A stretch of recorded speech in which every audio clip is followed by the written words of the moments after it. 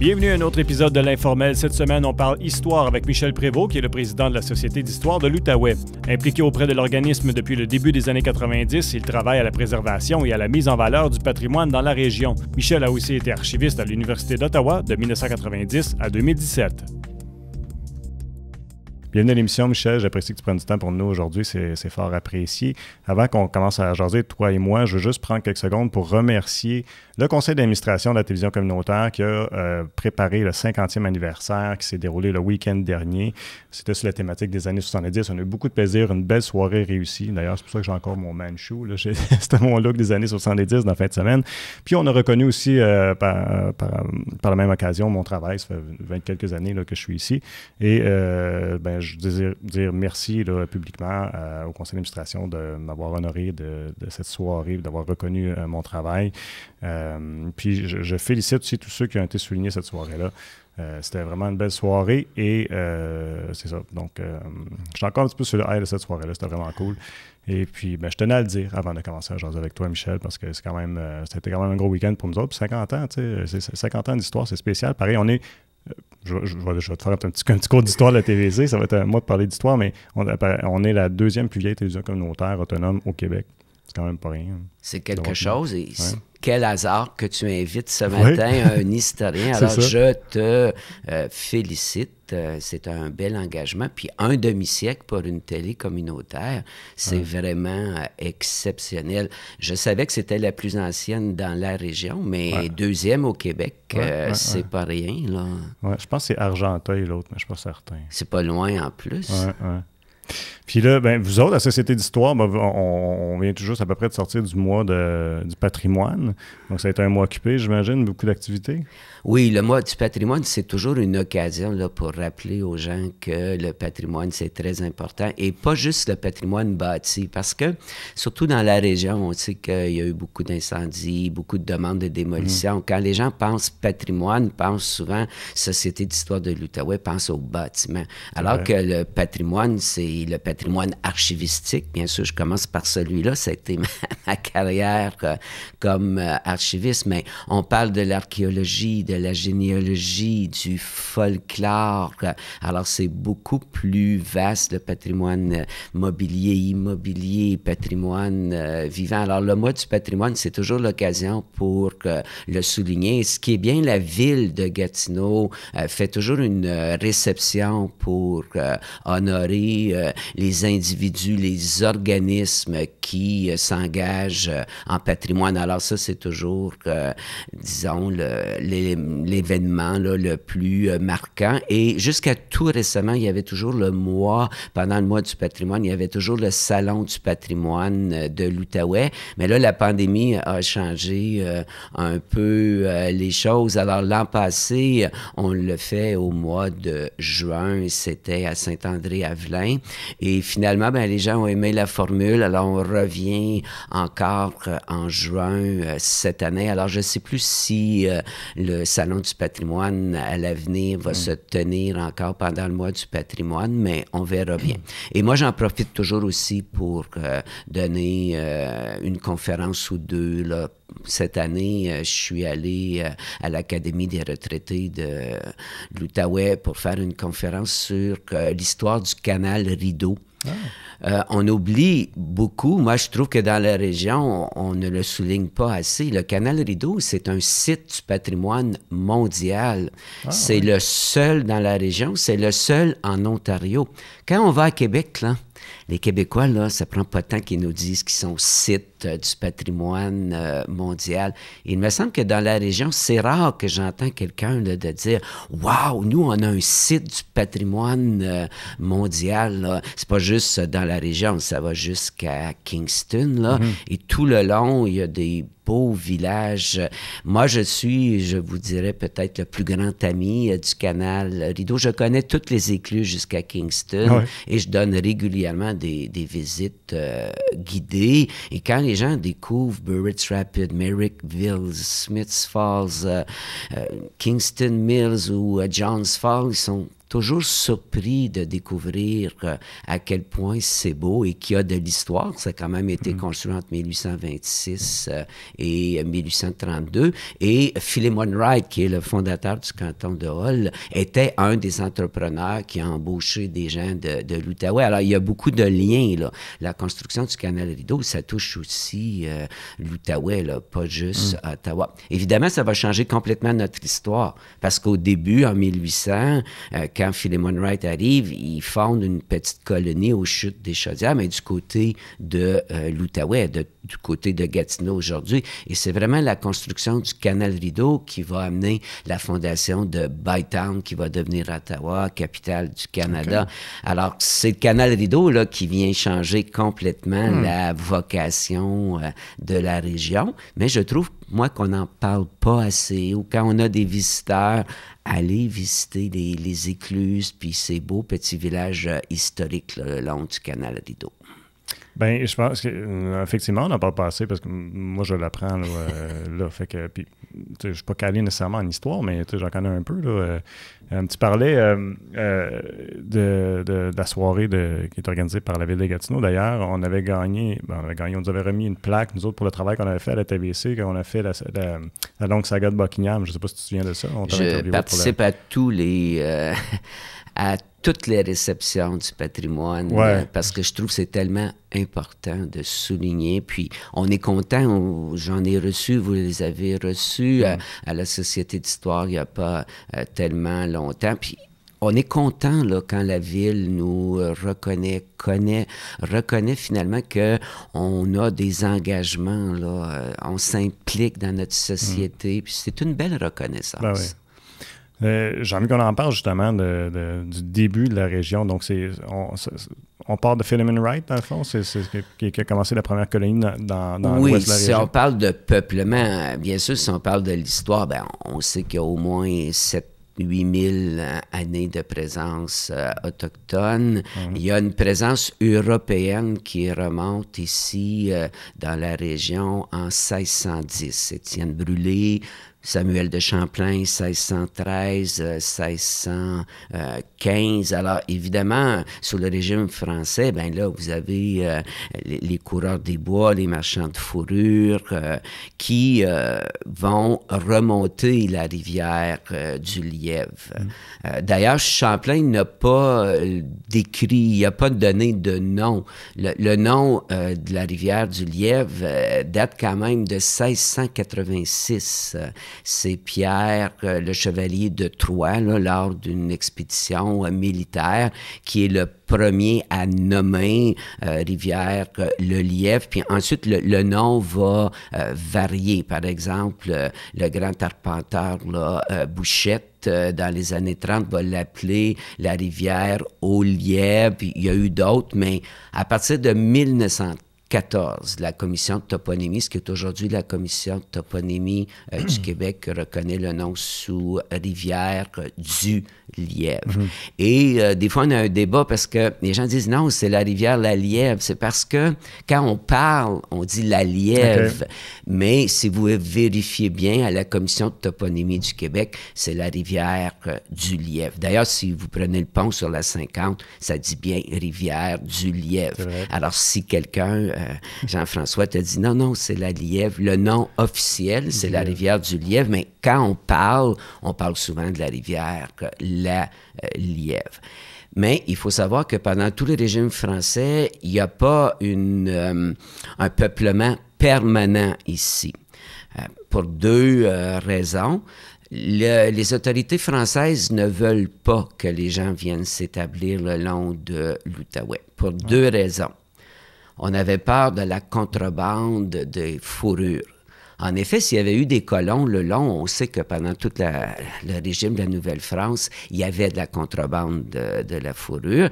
Et si finalement on aurait intercepté, si les colons auraient intercepté, les Autochtones auraient intercepté les marchands de fourrure, les coureurs des bois, ben à Montréal, les marchands auraient crevé de faim. La deuxième raison, et ça n'a pas bien réussi, on voulait pas un étalement, là. On voulait concentrer la population le long du fleuve Saint-Laurent. On sait que ça fonctionnera pas parce qu'on va s'établir partout en Acadie, au Canada, jusqu'en Louisiane, ce qui a fait dire à l'historien et le chanoine Groulx que la Nouvelle-France, c'est un colosse au pied d'argile, c'est-à-dire un immense territoire avec à peu près, à la conquête de 1760, là, maximum 85 000 personnes. La conquête ici, 1763, là, c'est pas une date tragique parce qu'il n'y a pas de population. Et il faut savoir que la rivière des Outaouais, à l'époque, ce n'est pas une frontière. Pour les Autochtones, c'est sûr que le territoire est divisé, mais qu'on soit d'un côté ou de l'autre, en Nouvelle-France, c'était la même chose. Arrive la conquête et finalement, cette grande province de Québec, ce n'est pas une frontière. Ce n'est qu'avec l'acte constitutionnel, là, je ne vais pas faire toute l'histoire du Canada, là, mais en 1791, que la rivière des Outaouais devient une frontière, parce que c'est là qu'on va diviser la grande province de Québec entre le Bas et le Haut-Canada. Ici, dans le secteur Buckingham, on était au Bas-Canada et à Ottawa au Haut-Canada. Et finalement, c'est là que la rivière devient une frontière, mais avant, ce ne l'est pas. Et comme tu le disais bien tantôt, Philemon Wright arrive ici en 1800, en mars. D'ailleurs, c'est à peu près l'anniversaire, là, en 1800, avec sa famille, sa belle famille, des employés, des ouvriers, et on vient vraiment fonder une colonie agricole. Et ça, on l'oublie. Puis la grande question, c'est pourquoi Philemon Wright est venu s'établir dans la région. Lui, il vient du coin de Boston, où la température est beaucoup plus clémente. C'est déjà très cultivé. Les gens sont bien établis depuis longtemps. Alors, pourquoi Philemon Wright quitte tout ça pour s'en venir dans un endroit où tout est à faire? C'est que dès la fin des années 1700, il y a surpeuplement en Nouvelle-Angleterre. Il y a manque de terre, il y a trop de gens. Et Philemon Wright a plusieurs enfants. Et lui, il fait partie, il n'est pas le seul. C'est une école qui veut que l'importance d'une personne ne vient pas de ses titres de noblesse, de ses titres militaires, même pas de l'argent, mais de la propriété foncière. Et plus on a de propriété foncière, plus on devrait être considéré dans la société. Alors, Wright voit qu'il y a un blocage là, mais il apprend que finalement, au nord, au haut puis au bas Canada, on donne des terres parce qu'on veut peupler le territoire. Alors, il arrive ici pour finalement l'attrait de ces grandes terres et il vient ici pour une colonie agricole, mais il va vite se rendre compte que l'avenir de l'Outaouais, ce n'est pas l'agriculture, même si ça va être important, c'est l'industrie forestière. Et dès 1806, il envoie un premier train de bois, là, les fameux radeaux, les cages vers Québec, et c'est là qu'on va couper là, pendant des décennies, des grands pins blancs, des grands pins rouges, des chênes. On envoie ça à Québec là, pour la construction de navires, mais on oublie qu'il y a des quartiers entiers de la ville de Londres qui sont construits avec du bois qui vient de l'Outaouais. On en voit beaucoup dans la première moitié du 19e siècle, on envoie ça en Angleterre. Dans la deuxième moitié du 20e siècle, on va envoyer ça plus vers les États-Unis. Et à la fin du 19e siècle, on va développer aussi là, les pâtes et papiers. Alors, on va exporter beaucoup moins notre bois. Et l'âge d'or de l'industrie forestière pour la vallée du Lièvre, là, c'est 1880-1920. Alors, c'est un peu plus tard là, que si on est à Hull, mais la rivière du Lièvre va être une des grandes rivières pour la drave, là, les draveurs. Et là, je précise bien parce qu'on mélange beaucoup cageux et draveurs dans la région. OK. Je ne connais pas. Cageux, c'est... Bon, on va commencer par les draveurs parce qu'ils viennent en premier. En fait, on devrait commencer par les bûcherons. Dans l'industrie forestière, il y a trois grandes professions. Vous avez les bûcherons, ceux qui, à l'automne, montent dans les chantiers, vont couper le bois pendant tout l'hiver. Et pendant l'hiver, on amène le bois près des cours d'eau avec les chevaux. Et là, au printemps, tous ces grandes billes, le bois équarri, on on envoie ça dans la rivière. Et là, on a besoin de draveurs pour diriger ces bio-là. Et souvent, il y avait des embâcles. Et d'ailleurs, c'est comme ça que Joe Monferrand, je pense je peux pas faire d'histoire de la région. C'est mon... Oui, en plus, je suis son petit cousin, un lointain cousin. Les embâcles, on a besoin de draveurs pour diriger les billes, les billots de bois jusqu'à la rivière des Outaouais. Et la dernière étape, c'est les cageux. Alors, on rassemble tous ces billots de bois, on fait des cages, ça peut avoir jusqu'à 1 demi-kilomètre de long. Il y a plusieurs cages qu'on met ensemble, et ça s'en va à Québec, puis ensuite, ça s'en va à Londres, plus tard aux États-Unis. Ça, c'est les cageux. Ceux qui sont sur les radeaux, c'est des cageux. Et par exemple, Joe Monferrand a été maître de cage parce que ça prend quelqu'un pour diriger ça. Ça prend aussi quelqu'un qui a beaucoup d'autorité. Parce que le long du trajet, par exemple, on arrêtait pour boire et manger. Par exemple, à Grenville, il y avait une halte, là.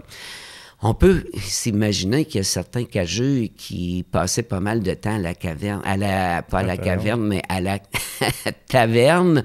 Quand c'était le temps de partir, ça prenait quelqu'un. Alors, Joe Monferrand, c'est 1m93, 6 pieds 4, là, lui était capable de dire, tu t'en vas, là, on revient, on part pour Québec. Mais c'était des métiers très, très importants. Mais sur la rivière du Lièvre, c'est vraiment des draveurs, un métier très difficile.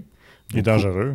Beaucoup de noyades, mais aussi beaucoup de ces jeunes-là, plus tard, souffraient de rhumatisme. Et le pire des rhumatismes, on appelait ça la jambe noire, c'était excessivement souffrant. Même Joe Monferrand, on le voit toujours jeune, fort. À la fin de sa vie, quand il a à peu près 55 ans, là, en 1857, lorsqu'il quitte la région, on dit que c'est un homme épuisé, là. Il est voûté, il souffre de rhumatisme. Alors, tu as tout à fait raison de dire que c'était un métier très difficile, très dur. Je ne peux pas te dire en quelle année on a arrêté de faire de la drave sur la rivière du Lièvre, mais la dernière rivière ici, c'est la rivière Gatineau, jusqu'en 1992. Quand je faisais mes visites guidées pour nos jeunes du cégep, quand on parle de tout ça, là, l'industrie forestière, dans les bois, les bûcherons, les cageux, ils ont l'impression qu'on parle du 19e siècle. Ben, c'est parce que c'est une longue période, ça a commencé loin, ça a fini tard pareil. Exactement. Alors, 1992, on a fait de la drave encore sur la rivière. En fait, moi, je dis toujours, on ne pourrait faire que l'émission sur l'industrie forestière. On ne dira jamais assez comment l'industrie du bois a contribué au développement de la région pendant tout le 19e siècle et la moitié du 20e siècle. Beaucoup de nos communautés en Outaouais, si ça n'avait pas été du bois, n'auraient jamais vu le jour. Les scieries, dès qu'il y a une chute, on construisait un moulin et souvent le moulin assis, accardé, tout ça, devenait le noyau des communautés. Alors qu'on sait aujourd'hui, il reste encore ici, là, dans le secteur Masson-Angers, Gatineau, mais quand vous vous promenez en Outaouais, là, l'industrie du bois n'occupe plus la place qu'elle occupait autrefois. Là. On a encore tous les vestiges, mais d'ailleurs, tu sais, dans les années 90, je ne sais pas dans Buckingham exactement à quelle année ça a arrêté, mais moi, je me souviens très bien encore de voir les billes de bois descendre le long de la slide qui partait j'imagine, Notre-Dame-de-la-Salette, ou je ne sais pas si Poupart, ça fonctionnait encore, qui descendait vers Masson. Là, on voyait, puis c'était fascinant. Là, mon petit, on pourrait dans le trafic sur le pont de Brady, parce qu'il y a toujours eu du trafic sur le pont de Brady. Oui. Je me souviens, je regardais par la fenêtre, puis je regardais les billes descendre. Mais là, on parle de quelles années, là? 80. Les années 80. Alors, pour du Lièvre, je ne voulais pas donner une date, là, parce que je ne la connais pas, mais on voit, là, quand même, on est dans les années 80, puis pas si vieux que ça, là. Alors, Mais les nouvelles générations, nos étudiants du cégep n'ont jamais vu ça de bois flotter. C'est intéressant que tu viens de parler de Notre-Dame de la Salette. Moi, j'ai des liens très profonds avec la vallée du Lièvre parce que mon arrière-arrière-grand-père a quitté Saint-Jacques de Lachigan, près de Joliette, attiré là, par les campagnes. Là. Monseigneur Guig, qui était l'évêque d'Ottawa, mais à l'époque de Bytown, qui incluait les deux côtés de la rivière, a fondé en 1849 une société de colonisation. Et au Québec, il y avait des prônes et les curés invitaient les gens à venir s'installer en Outaouais ou dans l'Est ontarien. Alors, c'est comme ça que mon arrière-arrière-grand-père, Damas Prévost, est venu s'établir à Notre-Dame-de-la-Salette. Mon arrière-grand-père est né à Notre-Dame-de-la-Salette et mon grand-père, Hubert, est né à Denon, mais la paroisse était à Baltimore. Mais lui, il a rencontré une franco-ontarienne de Curran, dans l'Est ontarien, et habituellement, c'est elle qui aurait dû venir. Oui, mais là, c'est pas toujours vrai, parce que c'est là mon grand-père est déménagé du côté de l'Ontario, et c'est pour ça que mon père est né là. Mais à l'époque, et encore aujourd'hui, les gens traversaient beaucoup les frontières. Alors, mon père est le seul des Prévost qui est né en Ontario parce que moi, il est venu travailler dans le secteur de la BID et moi, je suis né à Hull, mais je n'oublie pas mes racines à Notre-Dame-de-la-Salette. D'ailleurs, je suis déjà tenté de retrouver le monument funéraire de mon arrière-grand-père, mais malheureusement, le vieux cimetière à Notre-Dame-de-la-Salette n'existe plus. En revanche, je suis allé à Baltimore et j'ai trouvé le monument funéraire de mon arrière-grand-père et de mon arrière-grand-mère. Puis j'ai aussi un grand-oncle, une grande-tante. Alors, j'ai des liens avec la vallée du Lièvre, même si, évidemment, du côté de l'Ontario, c'est les Drouins. Alors, peut-être des fois que je parle plus des Drouins parce que je suis parent avec Joe Monferrand du côté des Drouins. Mais je n'oublie pas mes racines dans la Basse-Lièvre. Ah, c'est fun. Fait que là, quand est-ce qu'on a vu apparaître les premiers villages, ça a été Buckingham et Hull? Comme moi, dans ma tête, c'est ça, là, mais est-ce que j'ai l'impression que c'est à partir de la partie de l'ouest de l'Outaouais puis à l'est à Buckingham? Ou... Bien, le premier noyau, évidemment, c'est le canton de Hull. Et souvent, on fait l'erreur de dire la ville de Hull. La ville de Hull n'est créée qu'en 1875. Comme à Buckingham, c'était le canton de Buckingham aussi. Exactement. Alors, on ne va pas sur les détails, là, mais on peut dire que le canton de Hull est le premier noyau. Une des plus vieilles paroisses, c'est quand même Pointe-Gatineau. Saint-François-de-Sales existe depuis très longtemps. Le canton de Hull va être majoritairement anglophone jusqu'en 1856, alors qu'à Pointe-Gatineau, dès 1840, les francophones sont déjà majoritaires. Mais Buckingham est un des plus anciens noyaux, mais après Hull, le plus ancien noyau, c'est Montebello. Il y avait quand même la seigneurie. D'ailleurs, l'an prochain, on va célébrer le 350e anniversaire de la seigneurie de la Petite Nation, mais il faut faire attention au début, c'est au séminaire de Québec, là, Monseigneur de Laval, les Papineau n'arrivent qu'en 1800 et c'est vraiment Joseph Papineau, le père de Louis-Joseph, qui va commencer le peuplement, quoi qu'on devrait plus dire que c'est le frère de Louis-Joseph, Denis Benjamin Papineau, qui va s'occuper au départ de la seigneurie. D'ailleurs, Papineauville, ce n'est pas en l'honneur de Louis-Joseph comme tout le monde pense, c'est en l'honneur de Denis Benjamin, qui était on peut dire l'intendant de la seigneurie, parce que Papineau va venir là d'une façon plus permanente, habiter dans son manoir là, vers 1850. Là, le manoir est habitable, mais on peut dire que Buckingham est quand même un des plus anciens noyaux. Mais ce qu'il faut surtout voir, c'est le peuplement va se faire par les rivières. C'est vraiment, en fait, pour les Autochtones, il n'y avait pas aucune route terrestre. Et en Outaouais, des bonnes routes terrestre, ça va prendre du temps aussi. Alors, le peuplement va vraiment se faire le long des rivières. Alors, c'est pour ça qu'on parle de la vallée de la Gatineau, la vallée du Lièvre et le long de la rivière des Outaouais. Mais on oublie, si on va vers l'ouest, là, des communautés comme Portage du Phare, c'est très ancien également. Alors, il y a le Pontiac. Alors, on peut dire que le peuplement en Outaouais commence très bien quand même dans la première moitié du 19e siècle. Retenons un peuplement très anglophone et dans la deuxième moitié du 19e siècle, là, ça va changer totalement, peuplement francophone, mais pas dans le Pontiac. La communauté irlandaise, entre autres, là, est très, très importante et au milieu du 19e siècle, il y a la grande famine d'Irlande, là, causée par la maladie de la pomme de terre. On avait développé... Est-ce que tu connais la fameuse famine en Irlande? Non. Ben, en fait...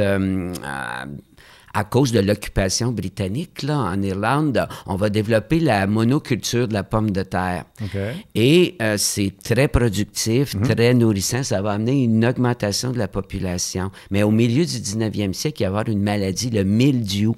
La pomme de terre devient complètement l'intérieur là, pourri. On ne peut pas manger, ce qui va provoquer une grande famine. Oh, ouais. On dit qu'il y a peut-être 1 million d'Irlandais qui seraient décédés et beaucoup vont quitter. Alors, il y en a beaucoup qui vont venir au Canada et on a une population très importante qui va venir s'installer dans le Pontiac. Alors, c'est pour ça aujourd'hui que peut-être la moitié presque de la population du Pontiac est d'origine irlandaise. Alors, c'est... Quand on fait l'histoire de la région, c'est lié aussi à ce qui se passe dans le monde. Les gens ne quittent pas par plaisir, en tout cas la très grande majorité. On le fait, dans ce temps-là, définitivement pas. On le fait pour des raisons économiques. Alors, c'est pour ça qu'ici, les gens vont venir en Outaouais, c'est rarement une population riche et en fait, ils vont vivre du bois, de l'agriculture et dans la vallée du Lièvre, un peu des mines. On parlait de Notre-Dame-de-la-Salette qui s'appelait Portland quand mes arrière-grands-parents sont arrivés. On a eu à la fin du 19e siècle là, les mines de phosphate, mais ça va durer qu'une vingtaine d'années. On a eu des mines de graphite là, pour les crayons, mais je termine, là, je pense qu'il faut arrêter. C'est le FETSPAT. Buckingham a été la capitale mondiale du FETSPAT, là, la mine d'Erie-Back, là, qui servait, le FETSPAT sert à la fabrication de dentiers de porcelaine. Et en fait, 1972, l'usine a fermé, 1920 à 1972, mais on dit que c'est vraiment la seule mine, là, le seul minerai là, qu'on a exploité sur le long terme. Là. Mais quand même, Buckingham, capitale mondiale du FETSPAT, c'est intéressant. Mais on va pas continuer à parler des mines. On continue notre conversation. Je vais juste prendre quelques secondes pour remercier les gens qui nous écoutaient via ma TV Outaouais. Je vous rappelle que sur notre chaîne YouTube, vous aurez l'entrevue en intégrale. Et aussi, évidemment, vous pouvez nous apporter sous forme de podcast, donc sur Apple Podcasts, Spotify et SoundCloud. Je te souhaite une excellente soirée. Mais oui, tu peux prendre le temps de prendre une gorgée d'eau, il n'y a pas de problème. D'ailleurs, je vais faire la même chose. Il y a un événement qui est unique aussi que j'aimerais qu'on parle. Ben oui, vas-y. Le plus, on pense toujours que le plus important glissement de terrain au Québec, c'est à Saint-Jean-Viennet, là, au début des années 70. Mais c'est ici, à Notre-Dame-de-la-Salette, le 8 octobre 1906. Alors, il y a eu... En octobre 1906, c'est drôle parce qu'ici à Buckingham... 1908, 8. Tu tombes dans la même date. C'est parce qu'on parle tout le temps. Ça, c'est connu toujours.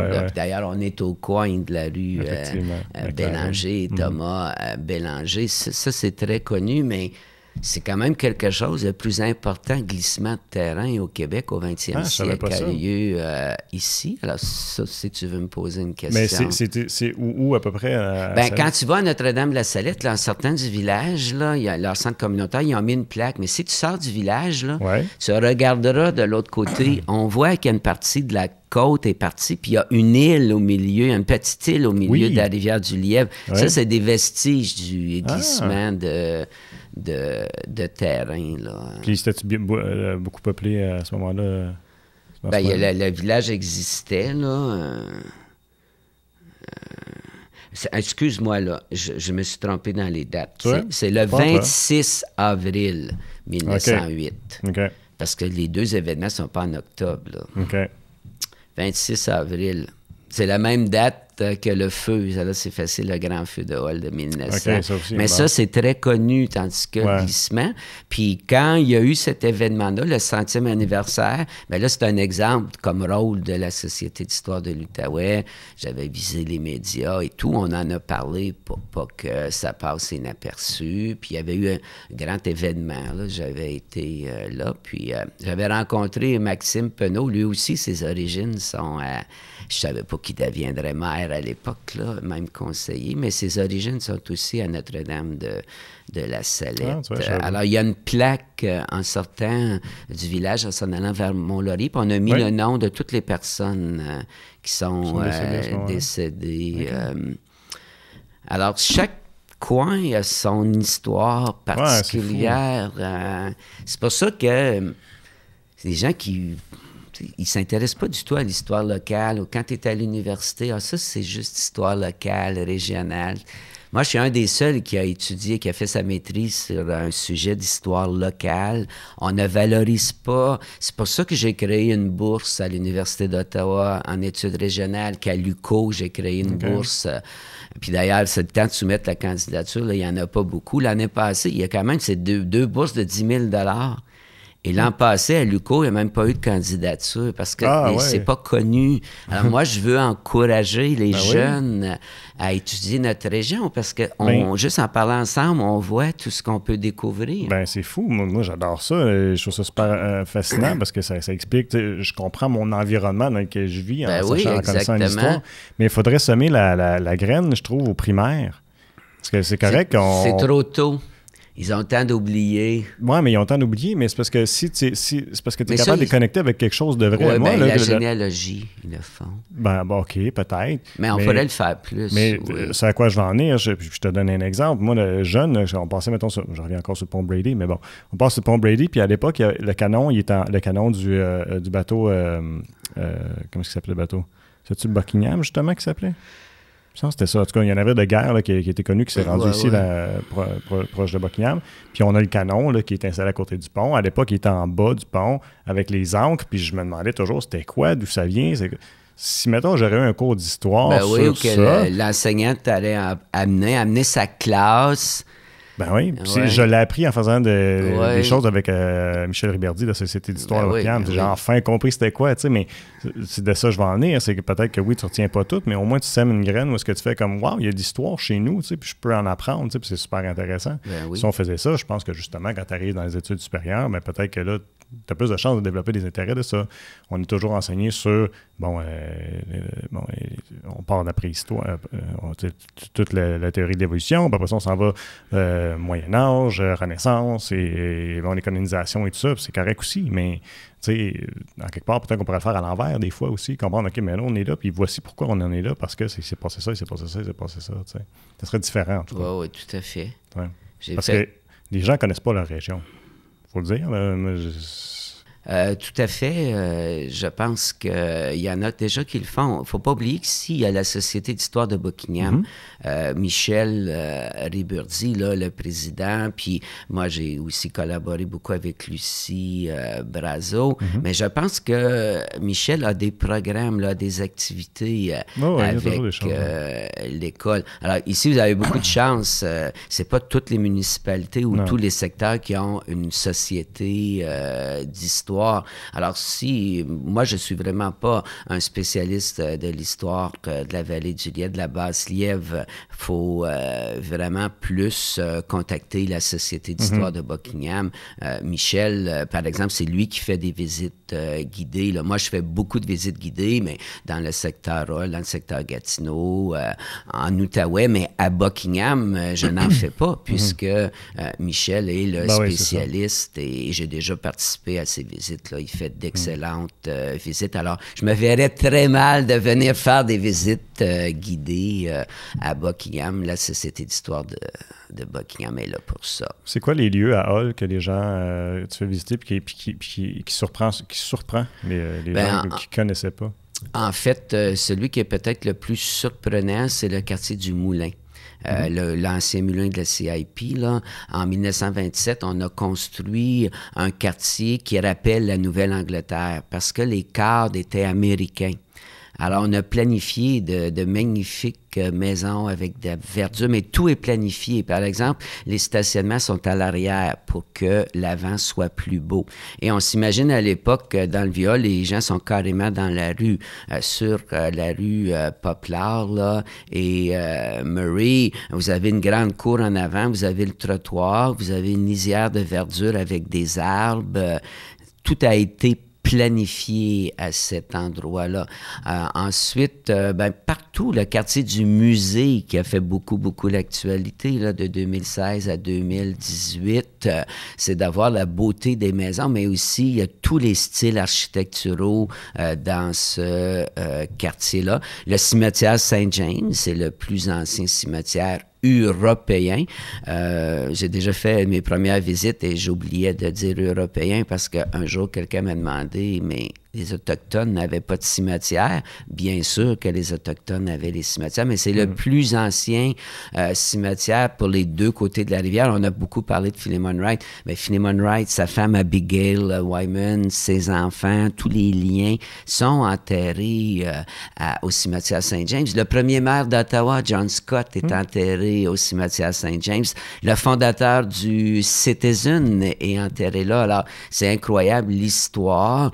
Le cimetière Bellevue aussi, à Aylmer. En fait, tous les cimetières dans la région que je trouve sont très intéressants. Par exemple, quand on pense à Buckingham, on pense aux McLaren, mais les McLaren se sont installés au départ à Wakefield et le cimetière en haut de la côte, les pionniers, pas James, mais sont les McLaren, les pionniers sont là. Alors, les cimetières, c'est dans des grands lieux d'histoire et de mémoire, mais je me souviens un jour, une dame qui me dit très sérieusement, « Monsieur Prévost, pouvez-vous bien me dire ce que vous faites pendant une visite de cimetière? » Parce que pour la plupart des gens, c'est des lieux tristes où on y va pour voir sa famille, pas pour explorer l'histoire. Les monuments aussi, c'est de l'art, c'est des œuvres d'art, mais aussi c'est des jardins, juste se promener dans nos cimetières, les grands cimetières là, qu'on a, Notre-Dame. Les vôtres ici à Buckingham sont plus près des visites, des routes. Là. Il y a moins peut-être un peu de quiétude, mais il y a beaucoup d'histoire aussi dans les cimetières d'ici. Je pourrais dire aussi Pointe-Gatineau. C'est très intéressant, les visites. Il y a beaucoup d'histoires dans ce coin-là. Puis, il y a quelques années, au milieu des 2016, là, la ville a aménagé le parc Abidam, qui est très intéressant aussi pour parler de la présence autochtone, Saint-François-de-Sales. Aussi, la toponymie. On oublie la toponymie. Pourquoi est-ce que quand on est à Pointe-Gatineau, vous avez le pont Aberdeen, vous avez la rue Aberdeen, mais il y en a eu beaucoup de conjoints, de conjointes de gouverneur général et la plupart sont passés inaperçus. Pourquoi est-ce que Lady Aberdeen, là, qui était ici à la fin du 19e siècle, c'était l'épouse du gouverneur général, est si présente dans notre toponymie? Ben, c'est parce qu'elle était venue faire une balade en carriole à Pointe-Gatineau, puis elle a failli se noyer, il y avait des inondations et ces trois hommes de Pointe-Gatineau qui l'ont sauvée. Alors, pour remercier, Lady Aberdeen a donné une cloche et j'ai une photo que je montre pendant mes visites guidées où on voit Lady Aberdeen avec le gouverneur général, le premier ministre du Canada, c'est Wilfrid Laurier, Lady Laurier. Alors, tout le haut gratin qui sont à Pointe-Gatineau pour l'inauguration de la cloche. souvent dans nos communautés, maintenant majoritairement francophones ou qui ont été toujours francophones, on a beaucoup de noms en anglais. Puis les gens se disent pourquoi? Mais ça fait partie de l'histoire du patrimoine. Par exemple, le quartier du Moulin, là, le premier site dont je t'ai parlé, les noms d'arbres sont en anglais. Puis les gens disent, mais comment ça se fait que dans un quartier si francophone, la toponymie est anglophone? Mais c'est parce que c'est la compagnie, la CIP, qui a nommé les noms d'arbres en anglais. Mais si on efface tout ça, on vient effacer l'histoire du quartier. Alors, c'est sûr qu'à des endroits, c'était pas normal qu'il n'y avait aucun nom en français, mais quand on est dans les quartiers historiques, c'est important de garder ces noms-là qui sont un témoin de notre histoire, de notre développement. Qu'on aime les McLaren ou pas, ou B&D ou pas, c'est des grands barons du bois, des grands industriels qui ont marqué l'histoire de la région et c'est pour ça que ces noms-là sont dans la toponymie. Tu as été archiviste pendant de nombreuses années. 30 ans. 30 ans. Bon, tu es à la Société d'histoire depuis de nombreuses années aussi. Est-ce que est-ce que c'est difficile de reconstruire l'histoire? Est-ce que, dans le fond, sans ma question, c'est... Parce que, tu sais, en mathématiques, 1 plus 1, ça va toujours faire 2. Oui. En histoire, des fois, ça va être appelé à changer parce qu'on va découvrir de nouvelles choses, on va ramasser de nouvelles informations. Fait que des fois, même des choses qu'on peut dire aujourd'hui, ce ne sera peut-être pas vrai dans 20, 30 ans. Donc, c'est ça, à quel point c'est difficile de reconstruire l'histoire, puis à quel point est-ce qu'on peut être exact dans nos informations, tu sais? Bien là, c'est l'archiviste qui va parler, puis là, je vais te corriger. En fait, j'ai été 30 ans l'archiviste en chef de l'Université d'Ottawa, mais j'ai eu une carrière avant d'archiviste, alors j'ai quand même beaucoup d'années dans le domaine des archives. Bien, la première réponse, c'est pourquoi est-ce qu'on garde les documents d'archives? C'est comme témoignage, parce que si on se fie que à l'histoire orale ou les médias sociaux, ben, il y a beaucoup de choses qu'on peut propager qui ne sont pas vraies. Alors, de là, l'importance d'avoir les documents d'origine. En plus, c'est qu'aujourd'hui, c'est très facile de modifier des documents. Alors, je dis toujours l'importance des archives. Mais pour répondre à ta question, 2 et 2 font 4. En histoire, chaque génération analyse les documents selon leur perception et même quand c'est l'histoire contemporaine, vous avez souvent 2 écoles. La conquête, pour certains, c'est une bénédiction, c'est venu de la providence, alors que d'autres, c'est une catastrophe. C'est les mêmes documents, mais il y a différentes interprétations. Mais à la base, et là encore une fois, les gens vont dire, ben oui, c'est sûr qu'il est archiviste, là, mais si on veut parler d'authenticité, si on veut parler de vérité, c'est de regarder les documents d'origine. Mais selon notre époque, pourquoi est-ce qu'autrefois on regardait les documents puis il n'y a pas beaucoup de place aux femmes, là? Mais pourquoi? Parce qu'à l'époque, il n'y a pas de femmes qui sont mères, il n'y a pas de femmes qui sont conseillères. À l'Université d'Ottawa, là, l'université cette année fête son 175e anniversaire. Il n'y a jamais eu une seule femme rectrice depuis le début. Alors, dans les documents, vous allez voir que à ce niveau-là, c'est sûr que si vous êtes au rectorat, vous n'allez pas voir beaucoup de présence féminine. Mais heureusement, aujourd'hui, il y a des vice-recteurs, la secrétaire générale de l'université et une femme. Pendant très longtemps, on a fait l'histoire à partir de l'élite. On connaît très, très bien l'évêque, l'archevêque, le curé, la mère supérieure. En fait, c'est un phénomène là, de la fin du 20e siècle où on s'intéresse beaucoup à la classe ouvrière, aux gens qui ont construit nos sociétés. Puis on le voit dans le patrimoine. Encore aujourd'hui, là, ça fait l'actualité. La Société d'histoire de l'Outaouais se bat pour préserver des maisons allumettes, des petites maisons.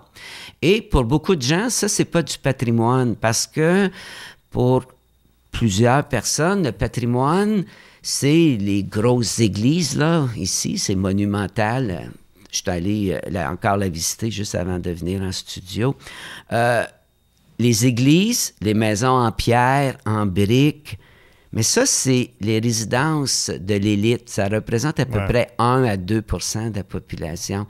C'est pour ça que la Société d'histoire de l'Outaouais se bat tant pour préserver, surtout celles qui sont restées authentiques, là. C'est important d'avoir des témoins du patrimoine ouvrier. La EBIED, ça fait, tu l'as dit tantôt, je suis président de la Société d'histoire depuis 1997. En 98, quand on a voulu démolir ces bâtiments-là, ben, comme président de la Société d'histoire, j'ai préparé un avis d'intention de classement. Ces bâtiments-là sont classés, malheureusement, ne sont pas encore mis en valeur. Mais il y a beaucoup de gens qui me disaient, oui, mais c'est pas beau, pourquoi préserver ça? Mais là, je disais, c'est un des dernier témoin de l'importance de l'industrie du bois, des papetières en Outaouais. Si on efface toute trace de ces bâtiments-là, on efface l'histoire. Et tantôt, on parlait de l'importance d'intéresser les jeunes, les gens, mais c'est pas juste des panneaux historiques qu'il faut montrer aux nouvelles générations. C'est ces maisons-là, c'est les bâtiments industriels. Ici, c'est triste, là, dans le secteur Buckingham, le château d'eau. Et là, en fait, il est construit en 1893 et il est abandonné, là, depuis des années, des années. La Société d'histoire a déjà appuyé la Société d'histoire de Buckingham pour tenter de le restaurer, de la mettre en valeur. Ça appartient à Boralex maintenant, mais c'est triste parce qu'on a un beau sentier pédestre, on part juste à côté et on voit un bâtiment inaccessible. C'est sûr qu'on a mis des clôtures parce que les gens venaient faire des graffitis sur le bâtiment, mais ça, c'est un exemple de beau bâtiment industriel et c'est très difficile de le mettre en valeur. Il faut dire aussi qu'il est très caché. Peut-être que s'il était plus visible, qu'on serait plus porté à le restaurer et à le mettre en valeur, mais c'est difficile. Le patrimoine ouvrier, le patrimoine industriel et au Québec, actuellement, heureusement, il y a le Conseil du patrimoine religieux qui met beaucoup d'argent. Si vous allez d'ailleurs en face de l'église de Naziance, là, Saint-Grégoire de Naziance, vous voyez la grande affiche, notre patrimoine religieux, c'est sacré.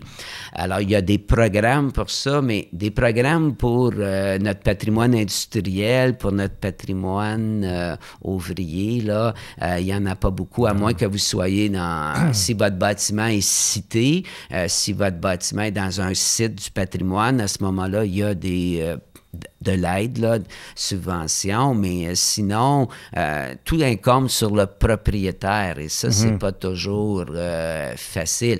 Alors, c'est sûr que nous, on a quand même une certaine sympathie pour les propriétaires. Il faudrait que nos propriétaires de bâtiments patrimoniaux reçoivent plus d'aide, qu'il y ait plus... C'est ça, j'allais dire, il faudrait qu'il y ait du support pour la conservation. Ça réglerait les problèmes de dossiers comme celui-là. Oui, mais qu'il y en ait plus. Il faut faire attention. Certains propriétaires voudraient que l'État ou la ville paye tous les travaux. Bien, ma réponse à ça, quand vous restaurez votre bâtiment, il prend de la valeur. Et quand vous le vendez, vous n'en donnez pas une partie à la ville ou à l'État.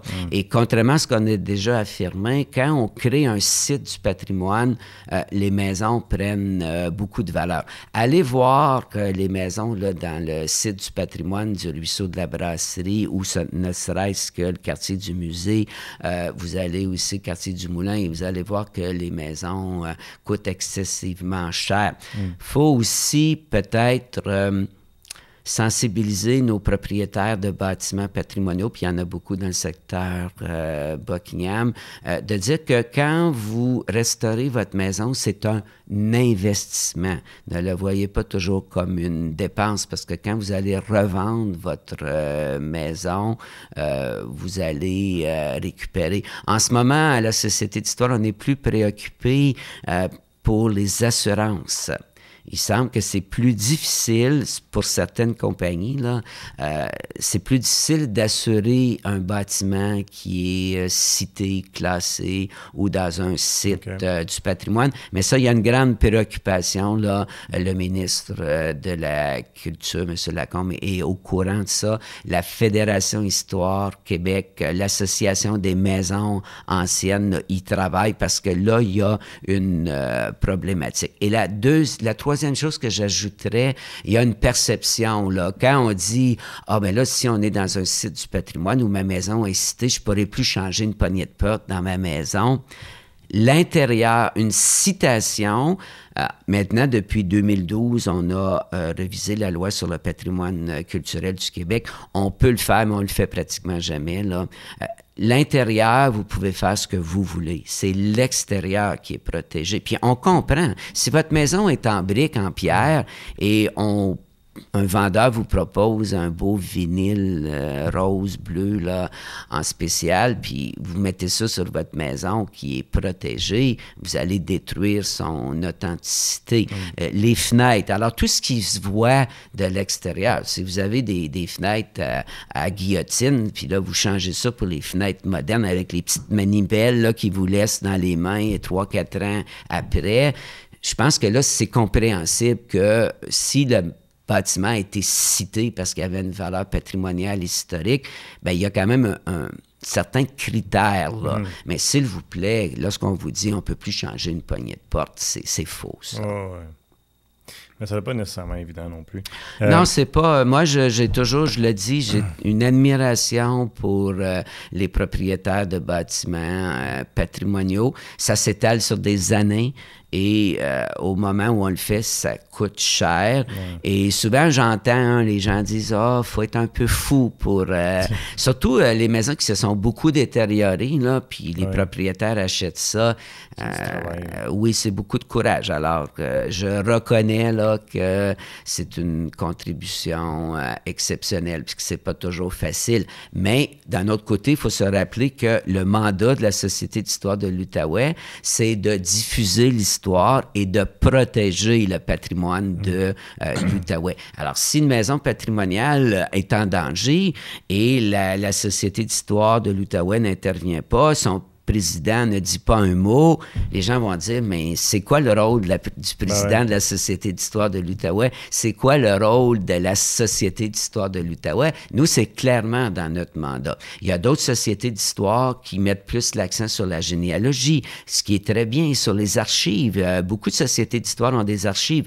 Nous, dès qu'il y a des demandes pour les archives, on contacte, si c'est pour Buckingham, ça va être la Société d'histoire, le CRAO, le Centre régional d'archives de l'Outaouais, Bibliothèque et Archives nationales du Québec, les archives de la ville de Gatineau, mais chacun a son mandat et nous, c'est vraiment la protection du patrimoine. Alors, c'est peut-être pour ça souvent là, que malheureusement, quand la Société d'histoire est dans l'actualité de l'Outaouais, c'est souvent parce qu'il y a une demande de démolition ou s'il y a un feu. Je me souviens une fois à Radio-Canada, Michel Picard, il y avait encore eu un feu d'un bâtiment patrimonial dans le Viol.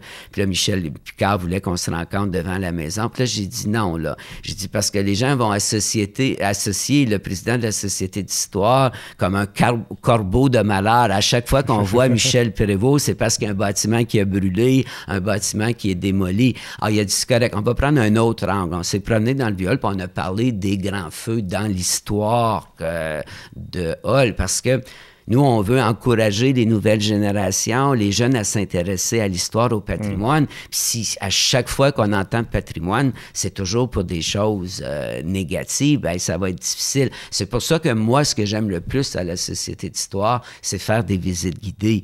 C'est mes chroniques là, dans le droit, dans la vallée de la Gatineau. À TV Rogers. À TV Rogers, tout à fait. Mon émission Promenade dans le temps. bâtiment, tout à fait, pour que le patrimoine, la Société d'histoire de l'Outaouais, il y a des choses intéressantes, là, il y a des belles choses qui se passent. Là, on n'est pas toujours... Je me lève pas à chaque matin pour dire, bon, là, quel bâtiment qu'on va sauver. Là. Heureusement que c'est pas à tous les jours. Là. Il y a des choses très, très intéressantes aussi qui se passent dans une société d'histoire. On parle beaucoup de préservation. Moi, j'aimerais savoir toi ton opinion. Mais moi, pour moi, le bâtiment dans la région que je trouve qui m'a impressionné le plus dans sa préservation, c'est le manoir Papineau. J'ai fait une émission d'ailleurs là. Est-ce qu'il y en a d'autres qui sont aussi bien préservés ou qu'on peut visiter et qu'on peut voir tous les détails à l'intérieur de comment ils vivaient, tout ça, c'est assez unique? Bien, le manoir Papineau est exceptionnel. D'abord, il est classé par le gouvernement du Québec, donc c'est l'intérieur et l'extérieur qui est protégé. Puis en plus, c'est un lieu historique national du Canada, là, reconnu par la Commission des lieux et monuments historiques du Canada. Et Parc Canada a beaucoup investi dans le manoir. C'est notre seul manoir seigneurial, exact. On avait un moulin seigneurial à Papineauville et il a été détruit. Ça, c'est d'une tristesse. Alors, ce bâtiment-là est d'une valeur non seulement pour l'Outaouais, là, mais au niveau du Québec et du Canada. Alors, c'est quand même exceptionnel. Il y a aussi un autre bâtiment qui est exceptionnel, mais là, je vais être honnête, l'intérieur a été reconstruit et presque tout le bâtiment, finalement, a été reconstruit, mais c'est quand même l'Auberge Sims, qui est un bâtiment unique. Là. D'ailleurs, je t'ai apporté un petit cadeau. C'est vrai? Ici, là, j'ai les coups de cœur du patrimoine gatinois. Okay. Et ça, c'est une collaboration entre l'Association du patrimoine d'Aylmer, la Société d'histoire de l'Outaouais et la Société d'histoire de Buckingham. Okay. Et on a demandé aux organismes d'identifier les 10 joyaux du patrimoine. Et là, je te donne la section pour Buckingham. Alors, tu vas voir que Buckingham est très bien représenté. Alors, on a demandé à chacun des organismes d'identifier 10 coups de cœur du patrimoine. Alors, la Société d'histoire de Buckingham a fait évidemment le secteur ici. Nous, à la Société d'histoire, on a fait le secteur Gatineau et Hull et l'Association du patrimoine d'Aylmer a fait le secteur Aylmer. Et ce qui est bien, il y a une carte aussi qui indique exactement où les bâtiments. Alors ça, c'est papier, mais c'est sur le site web aussi de la ville. Alors c'est vraiment un bel outil pour faire connaître notre patrimoine. Il y a comme tu peux voir, il y a de très, très belles maisons dans le secteur Buckingham. Mais à la fin, on a demandé aux 3 sociétés. Alors, à l'époque, moi, Lucie Pagé, pas Lucie Pagé, excusez-moi, on s'est rencontrés et Brazo et Mme Pagé, Richard Bégin, Mme Page, là, on s'est rencontrés et on nous a demandé d'identifier le joyau du patrimoine pour toute la ville de Gatineau et c'est l'Auberge Sims qui a été désigné. Alors, c'est quand même un bâtiment exceptionnel, mais on en a, comme je t'ai dit, pour moi, les bâtiments de la EBD occupent une très grande place. Nos petites maisons allumettes, mais les bâtiments qui sont protégés à l'intérieur et à l'extérieur, malheureusement, pour le patrimoine industriel, il y a quelques années, la Société d'histoire de l'Outaouais avait reçu l'Association québécoise pour le patrimoine industriel et une des conclusions, on a gardé certains bâtiments industriels, mais on a vidé les intérieurs. Et ça, c'est très malheureux. Et je donne toujours exemple, là, Hull a été une des capitales, en tout cas la capitale de l'Empire britannique ou mondial des allumettes. Mais on n'a aucune trace de ça. Ce serait extraordinaire de pouvoir visiter un endroit où c'est comme ça qu'on fabriquait les allumettes. Est-ce que Un autre aussi où on ne peut pas visiter les intérieurs. Buckingham a été la capitale mondiale de l'électrochimique. C'est quand même quelque chose, là, dans les années 1890. C'est ici qu'on a commencé ça. On avait on va transformer le phosphate, le chlore pour les allumettes. Là. Il y a quand même eu une vie, une usine chimique très, très importante à Buckingham, mais on ne peut pas rien visiter de ça. Alors ça, je trouve ça triste. Mais il n'y a pas juste l'Outaouais. Il y a un grand défi avec les bâtiments du patrimoine industriel. C'est parce que c'est immense. Ouais. C'est pas comme préserver, même on a de la difficulté à préserver une maison allumettes, mais elles sont toutes petites. Alors, imagine quand on arrive avec des grandes usines. Les terrains sont très convoités également, parce que ces usines-là, parfois, n'étaient pas au centre, étaient en périphérie, mais là, les villes ont grossi, et ces terrains-là, dans beaucoup d'endroits, on rase tout et on construit avec l'augmentation de la population, la densification. Alors ça, c'est un autre domaine. Alors la société en est moins active. On est plus actif au niveau du patrimoine religieux. Moi, comme président de la Société d'histoire de l'Outaouais, je siège depuis la création de la table du patrimoine religieux de l'Outaouais en 2005. Et un des bâtiments religieux qui a reçu le plus d'argent en Outaouais, c'est l'église de Buckingham. C'est l'église catholique. Là. C'est vraiment Saint-Grégoire de Nazianze. Faut savoir... une des plus grosses, si oui, bien, en fait, autrefois, il y a encore récemment, on avait 3 grandes églises monumentales sur le territoire de Gatineau. Saint-Paul d'Elmer, Saint-François de Sales et Saint-Grégoire de Nazianze. Saint-Paul, on connaît l'histoire, incendie criminel. L'église a été totalement rasée, sauf quelques ruines. Alors, il reste Saint-François de Sales qui, elle, date de la fin du 19e siècle et n'est jamais brûlée. Ici, c'est la 3e église. Mais encore tantôt, je suis allé, c'est tellement beau, cette église-là. L'intérieur est magnifique, mais aussi, c'est un phare à Buckingham, le clocher de l'église Saint-Grégoire de Nazianze. Mais quand vous avez un bâtiment comme ça, vous avez toujours besoin d'argent. Il y a toujours de la restauration à faire. Et tantôt, la lumière entrait, là. Ça fait longtemps que vous n'êtes pas entré dans cette magnifique église. Allez-y pendant une journée de soleil. La lumière dans les vitraux. C'est parmi les plus beaux vitraux de Gatineau, l'église. Puis, je vous dirais aussi qu'il y a un autre magnifique, là, c'est une rosette. C'est l'église Saint-Andrew, là, au centre. Là. Ça aussi, c'est... il faut... Le problème, j'ai resté surpris ce matin que les portes étaient ouvertes. Le problème, c'est que c'est très difficile d'entrer dans nos églises. Puis, à cause du vandalisme et tout ça, je comprends, mais faut pas être chauvin, là. Il n'y a pas juste de belles églises catholiques, là, en Outaouais. Il y a de très belles églises protestantes. Au départ, c'est une église presbytérienne. Aujourd'hui, c'est Église unie, là, depuis 1925. Mais la rosette est exceptionnelle. Je pense que c'est la plus belle rosette, là, pour Gatineau, à Saint-Andrew. Et tout ça, c'est à Buckingham. Alors, dans le secteur Buckingham, évidemment, il ne faut pas oublier. Oui, c'est vrai, secteur maintenant. Oui, mais ces églises-là, là, à l'époque, parce qu'on s'entend que c'était des constructions extraordinaires, là, de bâtir ça, ça a dû être tout un défi avec la technologie de l'époque de bâtir ces choses-là. Puis l'argent, j'imagine, venait du clergé. Ben, en fait, le clergé, c'était qui? Ça venait de la population. À l'époque... OK, mais mettons, je sais pas, ça peut pas venir de plus haut dans la hiérarchie de...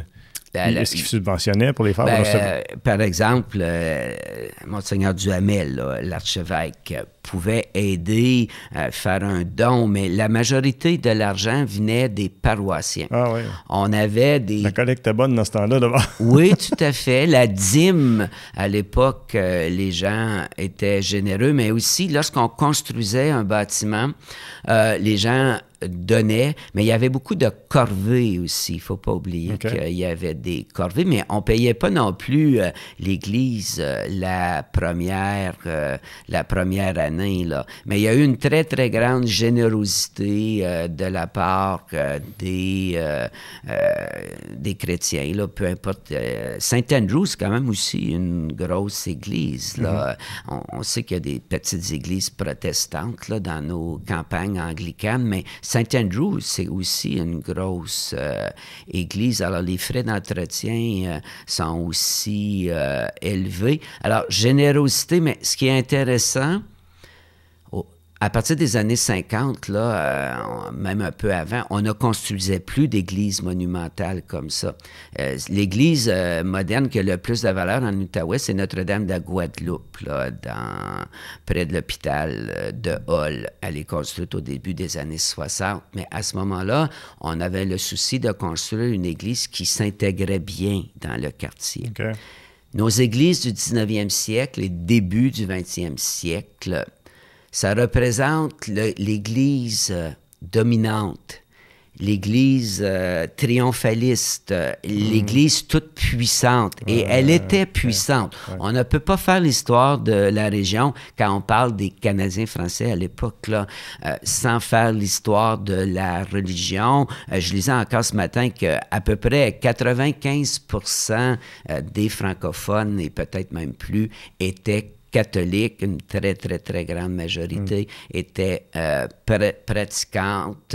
Aujourd'hui, pour nos nouvelles générations, c'est difficile pour eux de comprendre l'importance qu'a eu l'Église catholique pour le développement de la région, où les francophones étaient plus minoritaires pour la défense du français.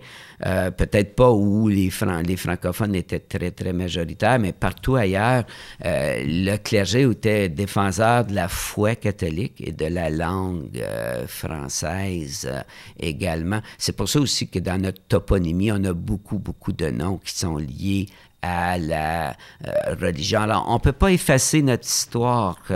Dans la région, la présence des communautés religieuses, des Oblats, des Sœurs de la Charité, puis là, il y en a beaucoup d'autres, là, puis on n'a pas abordé ce volet-là aujourd'hui, mais la religion a occupé un rôle très important pendant tout le 19e siècle et jusqu'à la Révolution tranquille. Après ça, on sait que ça va décliner assez rapidement. Mais l'Église catholique, les églises chrétiennes ont légué un patrimoine extraordinaire.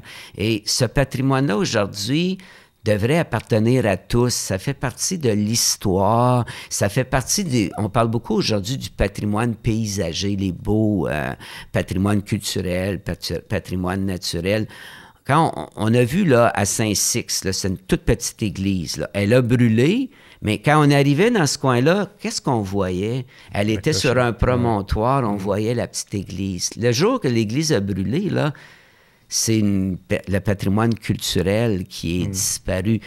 C'est pour ça que c'est important de préserver ce patrimoine religieux-là, même si on n'est pas presbytérien, catholique, et peu importe là, notre croyance, ces églises-là ou pas de croyance, ces églises-là, ces bâtiments religieux-là, puis on a parlé des églises, on aurait pu parler des presbytères, des croix de chemin, c'est très, très riche, le patrimoine religieux, puis il y a encore beaucoup de choses à étudier, puis je ne sais plus si le micro était ouvert quand on a parlé de l'importance pour nos jeunes de s'intéresser à l'histoire de la région.